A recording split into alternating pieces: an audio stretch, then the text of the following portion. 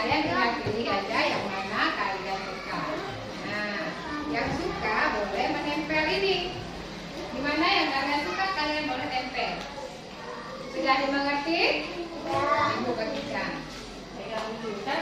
Tangannya. Tangan kanan.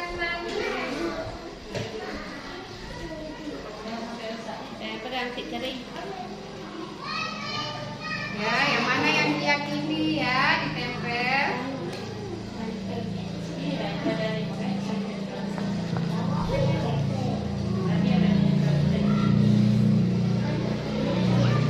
Jangan dipegang lemnya nanti kena tempel.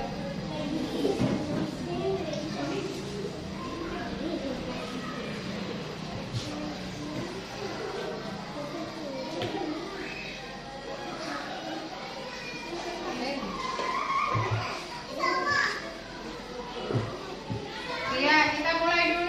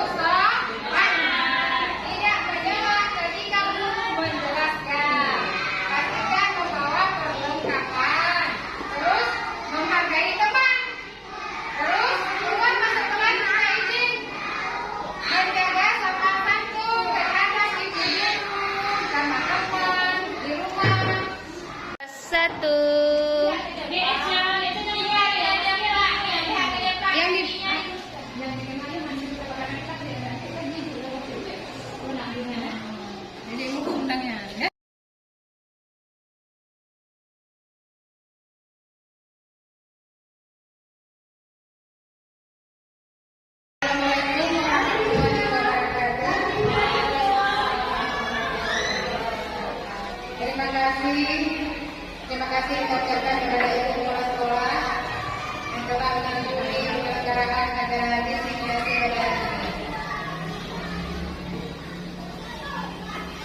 Puji dan syukur dari Allah Subhanahu wa Ta'ala yang mana Allah telah memberikan kita kesempatan untuk bisa menyelenggarakan acara ini, dan selawat dan salam kita akan menyanyikan penambahan Nabi Muhammad SAW,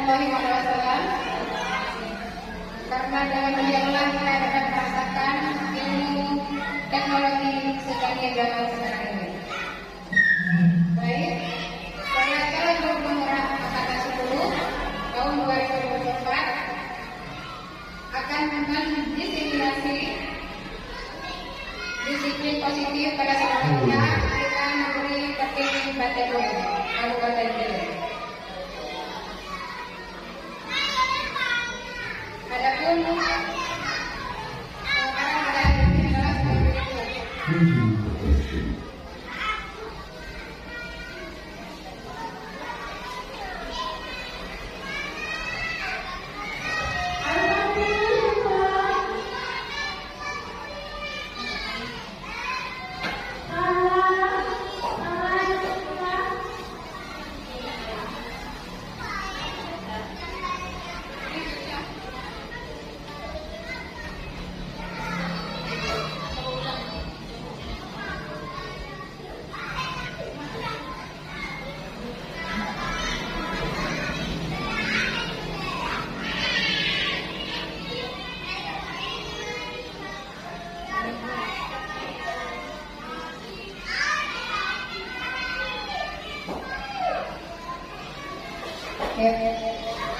Selamat datang Bapak Ibu guru hebat. Mari belajar bersama berkolaborasi, saling mendukung demi terwujudnya disiplin positif di lingkungan sekolah TK Negeri Pertiwi Bateboy. Nah, untuk judul kita penyebaran hari ini adalah penyebaran pemahaman dan pengalaman penerapan positif oleh Kusmalia Kementerian Utara Angkatan 10 Kabupaten Jember. Menurut Kiai Haji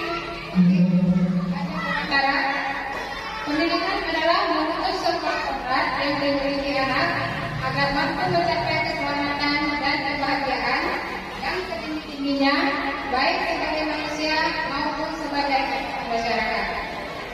Menurut pendapat beliau, kita sebagai guru adalah menuntun anak, ya, menuntun kalau dari belakang, yaitu menuntun bagaimana, yaitu membimbing, kemudian melayani ke depan, yaitu memberi contoh teladan. Jadi filosofi dari acara ini menjadi paradigma belajar kita pada kurikulum merdeka ini. Baiklah, kita menuju ke konsep utama modul budaya positif. Dari konsep utama budaya positif ini ada penguatan paradigma belajar, disiplin positif, motivasi manusia, kebutuhan dasar manusia, posisi kontrol, keyakinan kelas, dan segitiga restitusi. Baik, kita dulu perubahan paradigma belajar. Tentunya kita pernah mendengar yang namanya pembelajaran dengan paradigma baru, ya. Ini sudah lama kita mendengarnya, apalagi kita yang sekarang mampu menuju kurikulum merdeka. TK Negeri Pertiwi Bateboy yang sudah berdiri sejak tahun ini, pertama sekali berdiri pada tahun ini lahir TK Negeri 2024. Jadi pembelajaran dengan paradigma baru dirancang berdasarkan prinsip pembelajaran yang diferensiasi, sehingga setiap siswa belajar sesuai dengan kebutuhan perkembangan untuk menunjukkan profil pelajar Pancasila. Bagaimana yang dikatakan dengan pembelajaran berdiferensiasi? Pembelajaran berdiferensiasi ini di mana guru memberi pembelajaran yang berbeda dari yang sebelumnya, yaitu di mana kita kelompokkan murid sesuai dengan minat, kemampuan, untuk proses penilaian atau asesmen kalian. Baik, profil pelajar Pancasila. Profil pelajar Pancasila itu terdiri dari beriman, bertakwa kepada Tuhan Yang Maha Esa dan berakhlak mulia. Di sini anak-anak dibentuk untuk menjadi manusia yang berakhlak. Ya, di mana pada zaman sekarang ini banyak sekali ya kita lihat perkembangan anak-anak ke depan zaman sekarang yang luar biasa menjadi tantangan buat kita seorang guru yang menjadi panutan buat anak-anak sekarang ya. Terus berkebinekaan global, ini anak-anak memahami posisi dia sebagai warga negara, mencintai bangsanya, negara, bahasa, lingkungan, budaya. Ini masuk ke kebinekaan global. Ini tugas kita adalah membimbing, mencontohkan sesuai dengan kearifan lokal. Seperti budaya kita sebagai orang Aceh ini, terus lingkungan sekolah kita juga ini perkotaan ya, bukan pedesaan. Jadi sesuai dengan lingkungan anak-anak yang ada di perkotaan. Terus bergotong royong, anak dituntut dididik mempunyai jiwa bergotong royong. Artinya dia memiliki solidaritas yang tinggi ketika dia melihat sesuatu perkembangan di masyarakat di lingkungannya sekitar. Terus kreatif, dia harus kreatif dalam melihat segi sudut manapun. Dia untuk menjadi kreatif, menjadi murid untuk belajar yang siap bersaing di masa depan. Terus bernalar kritis. Di sini anak-anak dituntut untuk bernalar kritis, yaitu mempunyai pemikiran yang mengedepankan akhlak, iman, ketakwaannya kepada Allah Subhanahu wa Ta'ala. Terus yang satu lagi adalah mandiri. Mandiri ini dituntut untuk anak bisa mandiri. Dia tidak bergantung kepada orang lain. Ada lagunya Bu, siapa yang bisa lagu profil pelajar Pancasila? Kita nyanyi apa? Pelajar Pancasila beriman dan bertakwa pada Tuhan Yang Esa yang maha mulia, berkebinekaan global, gotong royong mandiri, dan bernalar kritis. Ya, seperti itulah setiap hari nanti anak boleh ingat ya. Terus disiplin positif. Disiplin positif ini merupakan salah satu cara penerapan disiplin yang bertujuan untuk menumbuhkan kesadaran serta memberdayakan peserta didik tanpa imbalan atau penghargaan atau reward, ancaman maupun hukuman. Jadi dia di sini mendisiplinkan anak-anak berdasarkan kesadarannya. Bukan karena ini hari ini dapat bobol, ayo kerjakan tugas bukan selesai, siapa mau, tidak. Berarti anak-anak menyadari akan dirinya sendiri. Jadi dia melakukan sesuatu tanpa iming-iming, tanpa paksaan, tanpa penghargaan. Dia ingin dapat piala, dia melakukan sesuatu. Jadi tugas kita dulu adalah mendisiplinkan mereka dari bentuk tanpa hukuman dan ancaman. Baik, disiplin positif. Dalam budaya kita, kata disiplin menjadi sesuatu yang dilakukan seseorang pada orang lain untuk mendapatkan kepatuhan. Kita cenderung menghubungkan kata disiplin dengan ketidaknyamanan. Kenapa? Saya malam ini sudah terlambat ke sekolah. Besok saya nggak mau terlambat lagi, kenapa? Karena nggak nyaman sama teman-teman. Jadi kalau saya tidak datang, ya kan? Nah, sebenarnya untuk disiplin itu nggak mesti seperti itu. Kita tidak mengharapkan keadaan, tapi lahir dari diri kita masing-masing. Ya. Sebagai pendidik juga kita adalah menciptakan anak-anak yang memiliki disiplin diri, sehingga mereka berlaku dan mengacu pada nilai-nilai universal yang memiliki motivasi intrinsik dan bukan intrinsik. Seperti yang kita bilang tadi, intrinsik yaitu kesadaran dari dalam diri. Kalau intrinsik ya dia mengarahkan gurunya kasih permen, ya kan? Nah, di sini kan kita membentuk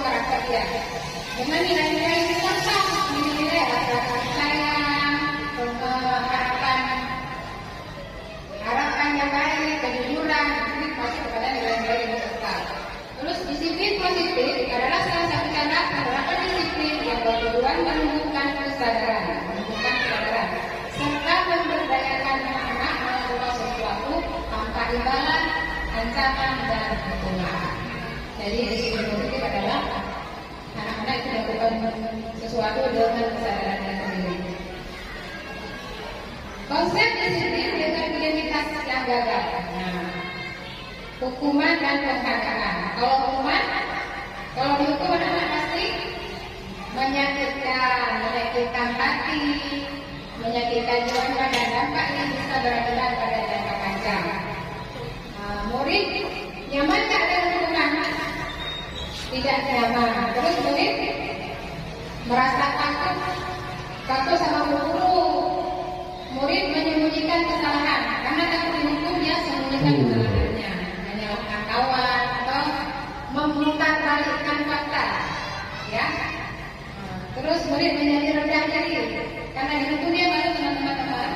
Jadi hari ini dia rendah diri, besok dia tidak punya semangat untuk tampil di depan kelas, rasa percaya dirinya hilang. Terus dengan penghargaan tidak efektif, ya, karena penghargaan itu hari ini guru nggak bawa bonbon nih. Bagaimana kasih penghargaan lamanya? Harus beli bonbon dulu. Nah, seperti itu kan. Terus merusak hubungan, ada sifat iri sesama teman karena anak tersebut dikasih permen, saya kalau nggak berhasil dikasih permen, jadi dia tidak mau berusaha lagi dan mereka atau upayanya akan drop pada akhirnya.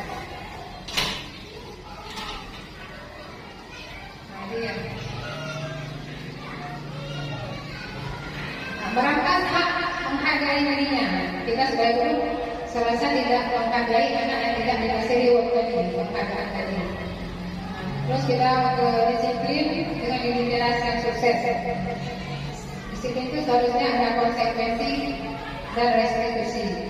Yang mana yang terbaik, konsekuensi atau restitusi? Restitusi, ya. Kita bahas konsekuensi penguatan jangka panjang. Jadi konsekuensinya itu jangka pendek. Dia cuma pada hari tersebut dia takut sama gurunya. Jadi pada hari tersebut dia lakukan, besok lupa lagi bawa mukena. Hari ini dia nggak bawa, besok lupa lagi. Ya, hari ini dia sudah berjanji tidak akan lupa besok bawa mukena. Tapi besoknya dia lupa lagi. Inilah penguatan yang jangka pendek. Tidak seterusnya dilakukan. Terus perlu monitoring berkelanjutan. Dari kita pantau, kita monitoring, kita catat sejauh mana sudah disiplin positif kita terapkan. Terus ada stimulus ini rasakan dan ada responnya. Kita rasakan anak berarti kalau ada perkembangannya berarti ada responnya, ya. Terus murid menghormati peraturan. Jadi murid yang memahami peraturan tidak takut sama guru kalau melakukan kesalahan. Terus kehilangan waktu untuk merenungi kesalahan. Percuma saya berbuat hari ini, toh nggak ada pun yang teman-teman bisa lakukan untuk menghargai saya. Itu dia mengatakan penghargaan. Tapi kalau lagi dari diri sendiri tidak mengharapkan penghargaan. Kemudian menuju ke restitusi. Murid bertanggung jawab atas perilakunya. Berarti dia bertanggung jawab atas perbuatannya. Tugas kita sebagai guru adalah menggali, menuntun dia untuk berperilaku positif, bertanggung jawab. Kalau yang menumpahkan air kepadanya berarti dia harus apa? Harus menggantikan airnya. Kita cuma memberi solusi apa yang kamu lakukan untuk menebus kesalahan kepada temannya. Kalau kamu lupa air, berarti kamu harus ganti. Dengan apa kamu ganti? Dengan airnya sendiri. Berarti dia kan sudah bertanggung jawab. Fokus pada pemecahan masalah jangka panjang. Fokus pada pemecahan masalah jangka panjang ini. Ketika anak melakukan kesalahan, berarti dia sudah siap maka konsekuensinya. Kesepakatan kelas dan dijalani. Dan ini dampaknya jangka panjang karena anak nanti akan sadar diri, tidak hanya di TK, tapi nanti lebih rendah dan lebih tinggi lagi. Murid menghormati dirinya dan orang lain. Dia menghargai dirinya dan menghargai hak orang lain. Murid bersemangat memperbaiki kesalahan. Baiklah guru, saya akan memperbaikinya. Berarti tidak ada ancaman di situ, tidak ada paksaan. Jadi dia bersemangat mau memperbaiki kesalahan. Berarti ada kesepakatan dan bisa kembali ke kelompoknya masing-masing itu beradaptasi lagi dan tidak dicap sebagai pengganggu. Terus dirinya sebagai pemegang kontrol. begini, saya harus baik. Ini kontrol dari dirinya ya. Terus perbedaan kasus. Contohnya sering tidak mengerjakan tugas sampai selesai. Ini di kelas berarti kita temukan dia mengerjakan tugas. Bu, saya malas mau apa lagi? Bu, saya nggak mau ngecek lagi, udah cukup capek, gitu kan? Terus ada hukuman, konsekuensi dan restitusi. Hukuman apa? Guru menghukum murid tidak boleh makan pada saat waktu makan. Karena apa? Karena tidak mengerjakan tugas sampai selesai. Guru barang dan murid menjadi masuk. Ini tidak dibenarkan. Terus konsekuensi. Konsekuensi ini lebih ketat, ada perjanjian. Tadi ada perjanjian. Perjanjian kita hari ini, siapa yang tidak mengerjakan tugas, dia harus menyelesaikan sampai jam pulang sekolah. Itu yang namanya konsekuensi. Kalau hukuman tidak berpihak pada murid, dia langsung kita terapkan hukumannya ada guru. Kalau konsekuensi ada kesepakatan antara kita dan murid. Guru memberi konsekuensi untuk mengerjakan tugas sampai jam pulang. Berarti ada konsekuensinya. Terus restitusi. Sebenarnya seperti ini. Guru menanyakan keyakinan kelas dan kepada siswa menyelesaikan masalah. Di sini, kenapa tidak mengerjakan tugas? Malas, Bu. Kita beri dorongan, kita beri respon tadi, stimulus respon supaya dia mendapatkan jawaban dalam dirinya. Kalau saya tidak mengerjakan tugas, berarti saya tidak menyelesaikan pembelajaran dalam hari ini. Dan dia sadar, guru terbuka dan mengambil siswa dan orang lain. Jadi kita tidak menekan mengulang kembali kesalahan dia. Kamu tidak mengerjakan tugas, diulang. Kemarin kamu tidak mengerjakan tugas kan? Itu nggak pasti ini. Itu tidak boleh. Ya? Ini perbedaan tindakan guru, hukuman, konsekuensi. Menggantikan tugas teman yang dicoret. Itu menggantikan ya. Berarti ada tanggung jawab. Berarti konsekuensi. Tidak boleh main karena mengganggu teman bermain. Hukuman enggak? Hukuman karena ada konsekuensinya. Ya kan? Hukuman tidak boleh. Murid disuruh tidak pakai sepatu seharian. Kenapa disuruh tidak pakai sepatu seharian? Karena dia salah memakai sepatu warna tadi, warna ditentukan aturan sekolah itu warna hitam. Dia pakai warna putih. Jadi muridnya disuruh tidak pakai sepatu seharian. Hukuman kan? Nggak ada konsekuensinya. Kalau konsekuensi mungkin ada. Kalau kamu tidak pakai sepatu hari ini, jadi apa tindakan kamu yang ingin memperbaiki kalau kamu tidak pakai sepatu? Misalnya, Bu, saya keluar kelas aja Bu, duduk di sini. Itu kan konsekuensi. Terus menggantikan di rumah teman yang disenggol. Konsekuensi karena menggantikan. Terus murid diterima berdiri di depan karena tidak menyelesaikan tugas. Diminta berdiri di depan tidak menyelesaikan tugas. Tidak diperbolehkan kan? Hukuman. Itu contoh dari kasusnya. Konsep disiplin pendekatan restitusi. Sebuah cara menanamkan disiplin positif pada murid. Pengertian restitusi itu sendiri adalah proses menciptakan kondisi bagi murid untuk memperbaiki kesalahan mereka, sehingga mereka bisa kembali kepada kelompok mereka dengan karakter yang lebih baik. Ini kata ahli di Boston dari Amerika Serikat pada tahun 2004 dalam bukunya. Jadi beliau mengatakan kalau restitusi ini dapat menciptakan kondisi murid memperbaiki kesalahan sehingga dia bisa kembali lagi ke kelompok mereka. Dia diterima oleh teman-temannya, tidak dikatain kamu jangan salah sama dia, tadi dia yang kita ya kan, yang lain kan sudah berkelompok, sementara dia akan hidup sendiri dan tidak diterima oleh kelompoknya. Terus bukan menebus kesalahan, tapi memperbaiki kesalahan. Nah, terus memperbaiki hubungan antara teman-temannya. Terus ada tawaran, kita menawarkan bagaimana kalau hari ini kamu sudah melakukan pelanggaran, mengganggu teman kamu lagi naik kompeten, sampai teman kamu jatuh. Kita tawarkan gimana? Ayo kita dekati teman kamu itu, kamu minta maaf, kamu baik-baik minta maaf saja. Tawaran dari kita. Terus menguatkan dan fokus pada solusi. Solusinya apa? Kalau mau minta maaf. Jadi kita kuatkan, mau minta maaf, gimana cara kita minta maaf? Itu cara kita kuatkan di situ. Jadi anak tidak berfokus pada yang mau malu. Jadi dia punya rasa percaya diri itu memperbaiki kesalahannya. Terus dari kebutuhan dasar yang mendasari tindakan. Nah, kebutuhan dasar yang mendasari tindakan, kalau dia menjatuhkan kawannya di proses tadi, dia sadar betul saya telah menjatuhkannya. Kawan saya terluka.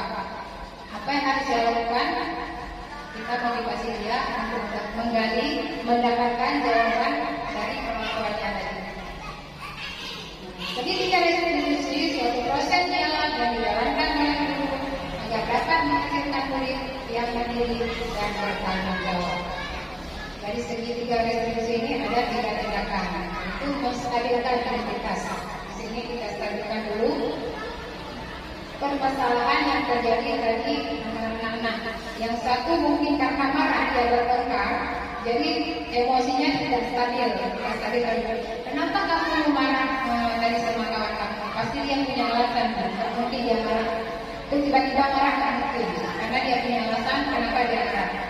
Kenapa dia marah sama kawannya, dia punya alasan sendiri. Mungkin dia kurang senang sama temannya, atau kemarin dia pernah ada kuliah, jadi sifat dendam itu ada sama dia melakukan tindakan yang salah. Di sini ditugaskan sebagai guru yaitu menstabilkan identitas dulu. Kita cari permasalahannya dulu sehingga dia stabil, lagi menyadari akan kesalahannya. Terus pada validasi tindakan yang salah. Baru kita validasi mana tindakan yang salah. Kalau kamu tadi pukul kawan, kamu pakai apa pukulnya? Pakai kayu. Bagus nggak kalau kamu pukul? Tidak bagus sih Pak, pasti dia akan menjawab seperti itu. Kalau kamu pukul terus kena kepalanya, apa yang terjadi? Akan berdarah. Berarti tindakannya salah, saya sudah akui ya berdarah. Dan saya salah. Pun saya tidak melakukannya dan dia sadar. Terus yang ketiga, menanyakan keyakinan. Kamu yakin nggak yang kamu lakukan itu benar? Tidak, Ibu. Jadi yang harus kita lakukan sekarang memperbaiki kesalahan kamu apa? Coba minta maaf ya. Kalau dia jatuh, misalnya ada kasus yang korban temannya sobek kertas kerjaan temannya, itu gimana? Kita gantikan, ayo teman-teman kita tolong menggantikannya. Ini meyakinkan keyakinan, Terus ada kebutuhan dasar manusia. Kebutuhan dasar manusia itu kebutuhan dia akan bertahan hidup. Ini dari sebagai individu ya. Bertahan hidup berarti yang dibutuhkannya adalah kasih sayang, makanan, tempat tinggal, perhatian. Nah, terus masuk lagi ke kasih sayang dan rasa diterima. Di sini juga dia ingin disayang, ingin diterima, ingin dihargai, dihormati, dianggap ada. Terus penguasaan, saya juga ingin misalkan di depan saya punya kemampuan, saya ingin menjadi pemimpin di sini, itu kan ada juga rasa seperti itu. Terus kebebasan, di sini saya ingin bebas, tidak dibekal dengan peraturan yang memang betul-betul seperti dalam negara. Orang bersalah kan yang pertama, nggak boleh kemana-mana. Jadi kita punya kebebasan untuk berkarya, untuk menghargai teman, bermain dengan teman, dengan siapa saja. Terus kesenangan, di sini sebagai manusia kita butuh kesenangan. Kesenangan berbagai macam bentuk kesenangan. Setiap orang kesenangannya beda-beda. Ada yang suka menulis, suka baju baru, suka menyimpan uang, ya misalnya, saya suka apa di tabungan. Dia pun dikatakan pelit, ya tidak bisa, tapi saya banyak ya. Terus motivasi perilaku manusia. Marilah kita tanyakan kepada diri kita sendiri bagaimana kita berperilaku. Mengapa kita melakukan sesuatu? Karena dasar dari keinginan tadi di dalam diri kita. Pernahkah Anda melakukan sesuatu untuk mendapatkan senyuman dari orang lain? Pernah nggak? Pernah. Ya. Untuk mendapatkan hadiah dari sang kekasih, mendapatkan uang atau kemampuan? Ada. Ya pasti ya. Itu motivasi yang dilakukan manusia. merupakan dorongan yang timbul pada diri seseorang secara sadar atau tidak sadar untuk melakukan suatu tindakan dengan tujuan tertentu. Karena apa ada tidaknya? Karena menghindari ketidaknyamanan dan hukuman. Berarti perilaku saya menyadari ketidaknyamanan lah dilihat kawan harus cepat.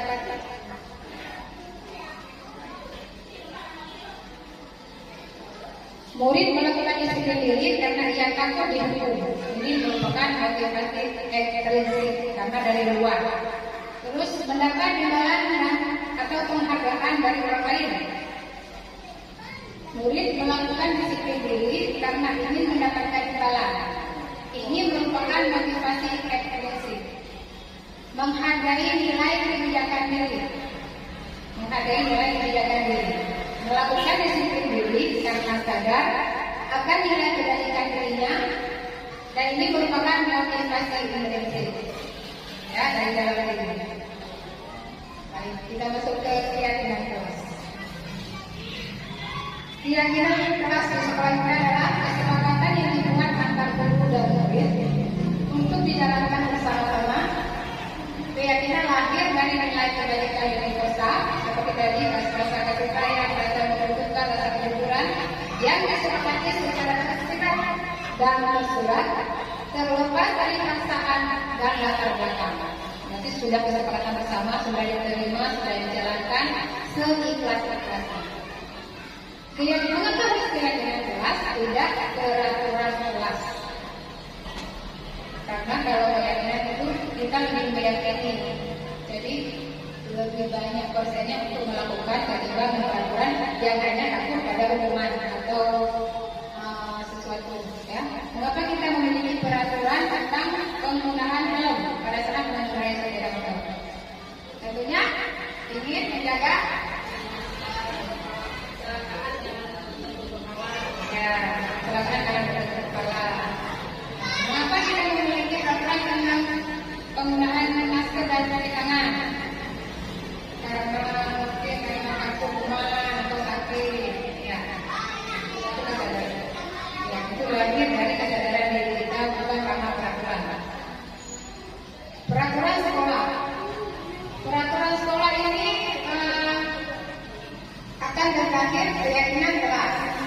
Dari keyakinan kelas ini akan lahir lingkungan positif. Lingkungan yang positif kondusif ini akan melahirkan budaya yang positif. Jadi budaya positif ini sudah membudaya, artinya sudah terjadi dan tidak akan ada takut pelanggaran. Jadi sudah kebiasaan kayak masyarakat mungkin kesicu kan suatu keharusan ya. Kalau nggak itu rasanya nggak bisa. Kalau budaya positif sudah budaya. Bagaimana membentuk keyakinan kelas? Kita kemarin sudah bentuk keyakinan kelas. Jadi kata-katanya, sifatnya mudah diingat sama anak-anak.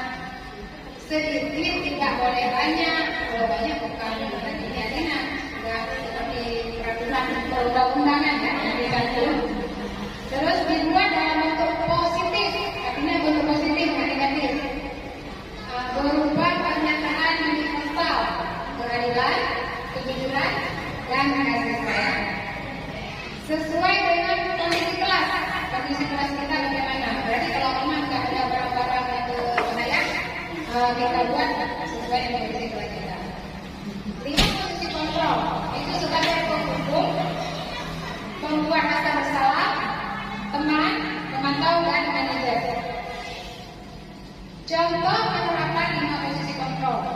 Contoh kasus merusak dan memperoleh teman yang sudah disentuh kasusnya ya. Maka kawan merusak kawan. Jadi kalau pembunuhnya sebagai penghukum, dia akan berkata, dasar kamu anak bandel melanggar peraturan sekolah. Berdiri kamu di depan. Itu pembunuhnya penghukum. Terus ada membunuh satu lagi perempuan bersalah. Berkali-kali ibu harus memberitahukan kamu, guru kecewa sama kamu. Dan salahnya, guru kecewa berarti guru kecewa sama saya. Jadi saya merasa bersalah. Terus teman, ayolah jadi anak yang baik, buat guru bangga. Kali ini tidak ada apa ya, tidak apa-apa ya, kamu nggak salah. Berarti kita memaafkan dia. Ini posisi kita teman, pasti ya, ini sering terjadi ya. Terus sebagai pemantau, kamu sudah melanggar apa peraturan dan konsekuensinya. Berarti peraturan kelas tadi tidak menghargai teman. Jadi dia tidak mengganggu kawan, tidak merusak pekerjaan kawan, ya. Terus manajer, apa kamu tahu kesalahan kamu? Kira-kira bagaimana kamu perbaikinya? Ini posisi manajer ini yang paling tepat. Kita memvalidasi kesalahannya dulu, baru kita menanyakan bagaimana cara kamu memperbaikinya. Jadi anak lagi dari diri untuk memperbaikinya sampai jadi dewasa nanti. Terus sekecil apapun yang telah kita lakukan hari ini memberi perubahan di masa depan. Betul nggak Bu? Betul kan? Biarpun hanya membuang sampah ke tempat sampah. Sekali kita membuang sampah, buang sampah ke dalam tempat sampah. Itu kita sudah menjaga lingkungan hidup kita. Kecil kan? Tapi pahalanya besar. Ya. Salam dulu penggerak, tergerak, bergerak, dan menggerakkan. Terima kasih. Baik, Assalamualaikum warahmatullahi wabarakatuh.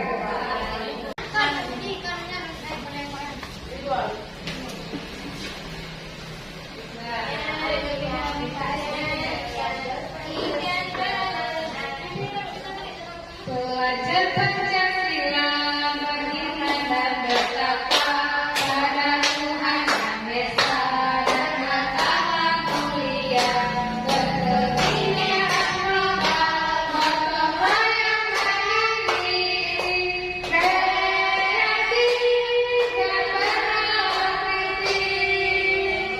Sudah mandiri mana? Gotong royong mandiri. Gotong royong mandiri, kreatif, berjalan kritis. Sama ya kita lagi terus.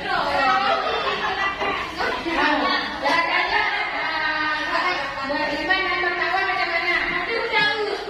Beriman dan bertakwa pada Tuhan Yang Esa dan berakhlak mulia, berkebinekaan global, gotong royong mandiri, kreatif dan berakhlak kritis. Belajar Pancasila, beriman dan bertakwa pada Tuhan Yang Esa dan berakhlak mulia, berkebinekaan global, gotong royong mandiri, kreatif dan berakhlak kritis. Oke, terima kasih. Jadi, di mana kekurangan yang saya tahunya ada di mana, nggak ngertinya di mana.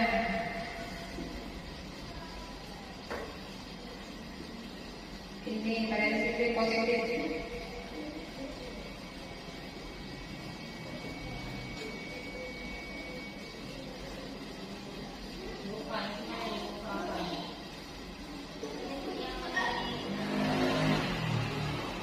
Ada kasus ya, nih.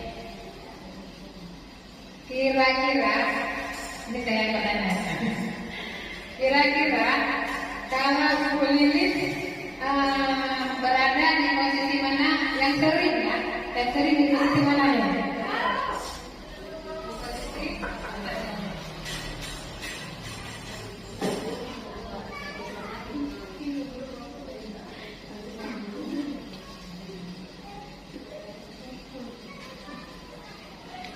Ini realitanya ya. Kebiasaan kita ya, sama realita kita nggak usah sembunyikan. Apa adanya. Ayo kita pacaran.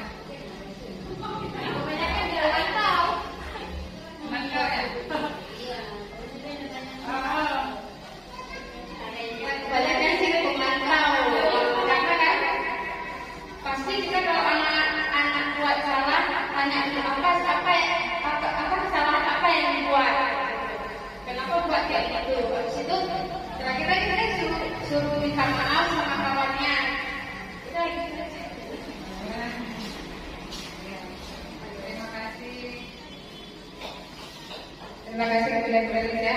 Jadi Bu Lilis sering ya jadi pemantau. Sebenarnya pemantau dan manajer itu sudah sama Bu, sudah bagus ya. Dan teman pun bagus. Ini kan 5 posisi kontrol kita. Cuma jangan sebagai buku baca atau buku asal-asal. Karena saya katakan dengan pelajaran hukum, anak akan mengingat hukuman yang kita berikan. Coba Mas ingat di SMA dulu. Ada nggak yang merasa diperlakukan tidak adil dalam gurunya? Kira-kira waktu SMA. Kalau boros pernah, boros itu bendera upacara. Upacara. Jadi yang berdiri di samping saya anaknya bapak kepala sekolah. Bapak kepala sekolahnya terbalik membacakan Pancasila. 1 ketuhanan yang maha esa. 2 keadilan sosial bagi seluruh rakyat Indonesia. Jadi otomatis yang senyum, yang kedua anak-anak ada yang senyum. Kebetulan anaknya di samping ini tertawa. Jadi tertawa. Datanglah bapak kepala sekolah dari pembina upacara datang ke depan. Yang ditarik sampai di sini, pas dilihat anaknya, gak mungkin kan ditarik anaknya. Berarti dia gak fair. Ditarik terus ke depan, menghadap bendera sampai upacara selesai. Bayangkan apa yang saya rasakan. Malu sampai sekarang saya masih ingat. Sedih saya sampai sekarang karena saya gak membuat kesalahan, tapi beliau sudah menghukum saya tanpa melihat dulu validasi hukumannya. Pernah nggak merasa seperti itu? Ya? Enggak, mengapa? Karena pas datang beliau itu dia anaknya, karena dia tidak mau memperlakukan anaknya. Yang di sampingnya ditarik. Ada pembelaan. Ada bukunya. Sama bukunya. Selesai upacara, gurunya masih mengawasi saya. Terus kalian mungkin kamu kok saat ini? Mungkin nasib kamu pada hari ini karena berdiri di depan.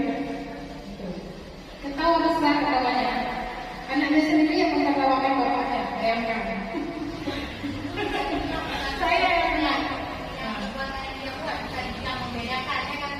Iya. Nah ini pernah nggak perasaan di SD? Pernah nggak?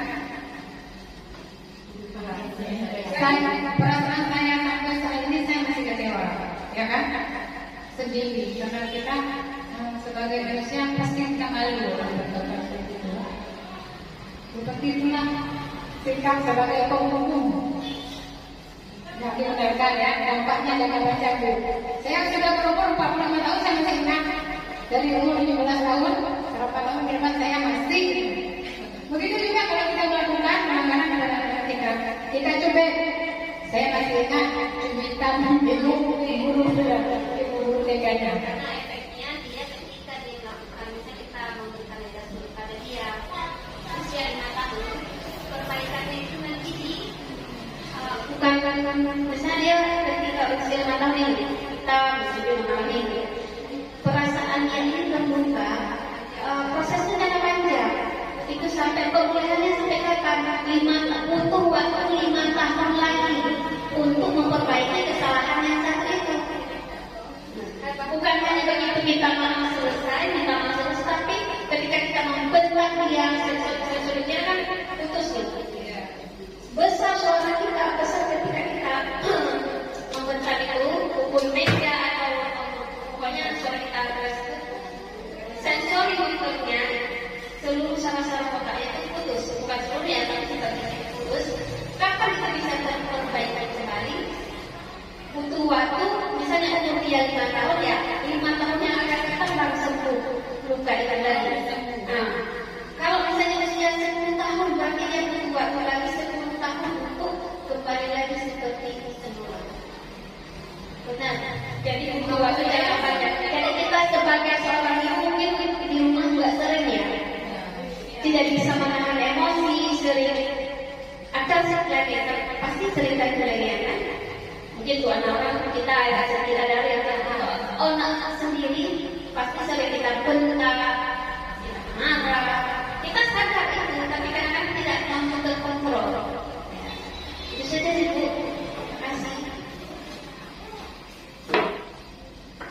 Ya, terima kasih kepada Ibu Ida Mulyani. Beri tepuk tangan.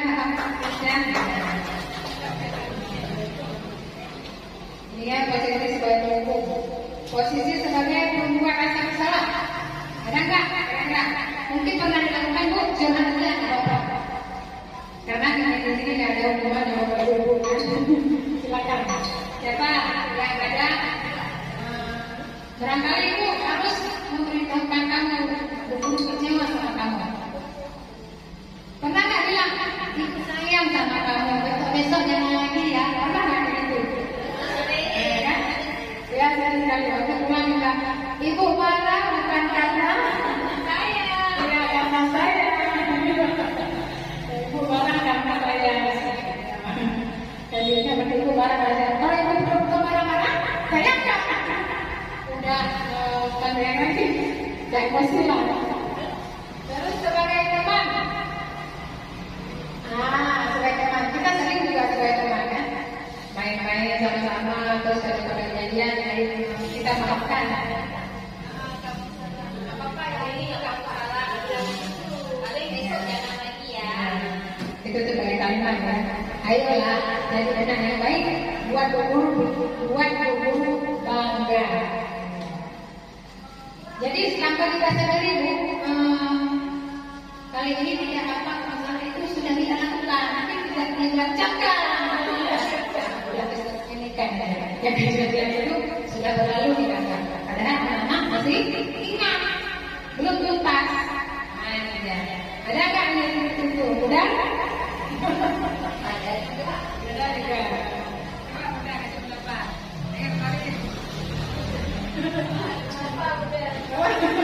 Baik, terus kita sebagai pemantau, ini paling sering kami pemantau. Jadi menurut riset ya, riset Kementerian Negeri Pertiwi Bahasa Korea, ibu gurunya sebagai pemantau dan manajer. Tepuk tangan dong. Ya, kamu sudah melanggar apa peraturan? Peraturan apa sebenarnya? Dan konsekuensinya apa? Apa peraturannya ini? Peraturannya apa? Kesepakatan kelas tadi saling menyayangi teman, menghargai teman, keluar masuk kelas minta permisi, tidak mencela ketika guru berbicara, ya kata kelasnya. Terus membuang sampah pada tempatnya, artinya menjaga kebersihan kelas. Kalau gurunya selalu saya perhatikan, saya kan baru mendapatkan dari materi ini, tapi sudah jalan 2 bulan. Kalau saya lihat ibu gurunya, anak-anaknya sudah oke. Dari sampah aja, dari aturan anak-anaknya, mengelola anak-anaknya jangan ribut, tidak pernah ribut. Terus kalian kalau anak buang sampah juga dia tidak terbiasa buang sampah ke tong sampah. Jadi seperti ibadah Quran ini oke dong. Gurunya hebat ya. Terus sebagai manajer, apakah kamu tahu kesalahan kamu? Kira-kira bagaimana kamu memperbaikinya? Nah, di sini kita gali kesalahan dia dulu, kita sadarkan dia. Seperti kasus kemarin saya tanya waktu siapa yang kelas duduk yang makan yang bikin dia kenapa kamu buat seperti itu? Geram Bu, dia ngejek saya. Terus saya angkat persis, saya pukul dia. Kamu pukul beneran? Enggak Bu. Untung gak saya pukul Bu, saya masih sabar.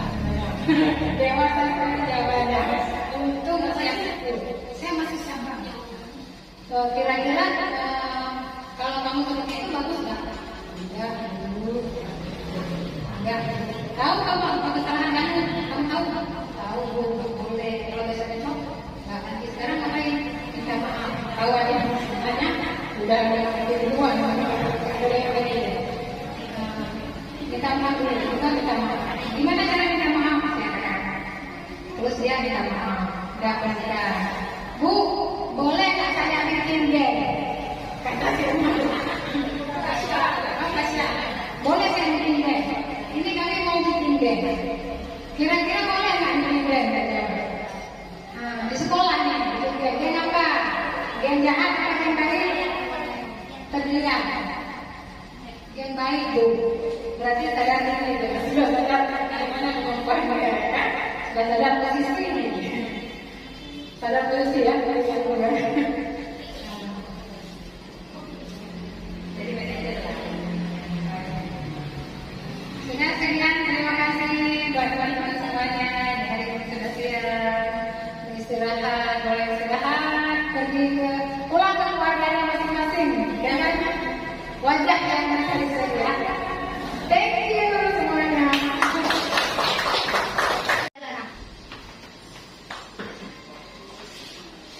Betul deh, kalau Naik orang. dah. Aku dah pernah lain nomor ya. Aku pernah ya. Assalamualaikum Bapakku. Ada kena dia.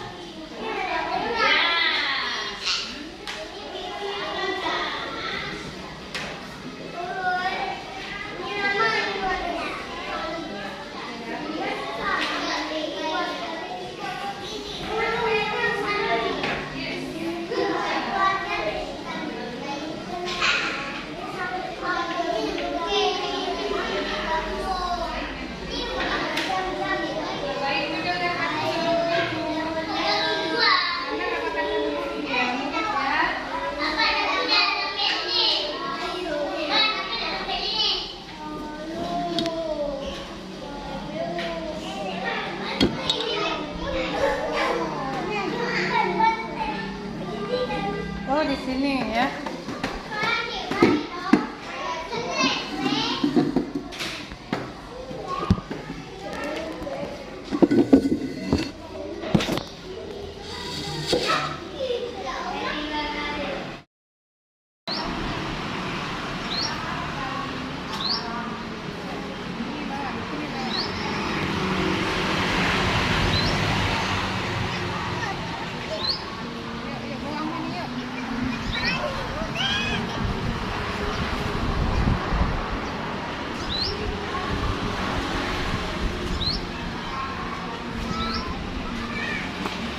Ini lagi Bu.